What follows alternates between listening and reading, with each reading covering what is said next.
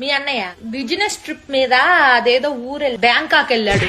Office ఎదవాళ్ళకి బుద్ధి జ్ఞానం లేదు. ఈ మధ్య మరీ ఘోరం అయిపోయి నెలకి 2 సార్లు పిలుస్తున్నారు బ్యాంక్ ఆఫీస్ లో. అల్లాడిపోతున్నాడు. అంత దూరం అంటే ఒళ్ళు హూనం అయిపోదు. ఎక్కడో మ్యాప్ చివరనుంది బ్యాంకాక్. రాగానే ఒళ్ళంతా నొప్పులు ఉంది, కాస్త కాపడం పెట్టు రాజ్యం అని నోరారా అడుగుతాడు.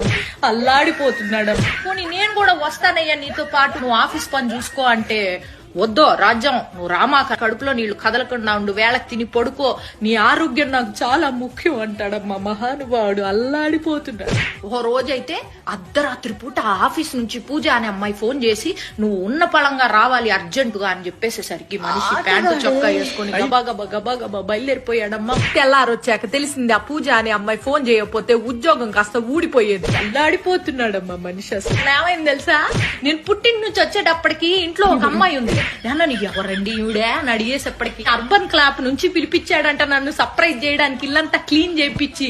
కాకపోతే నేను వచ్చేటప్పుడు మరి క్లీనింగ్ ఏమీ చేయలేదు, మరి టైం అయిపోయిందో ఏమో గానీ అల్లాడిపోతా ఉంటాడు ఎప్పుడు చూసినా.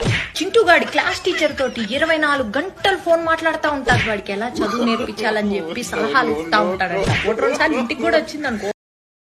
Download ShareChat.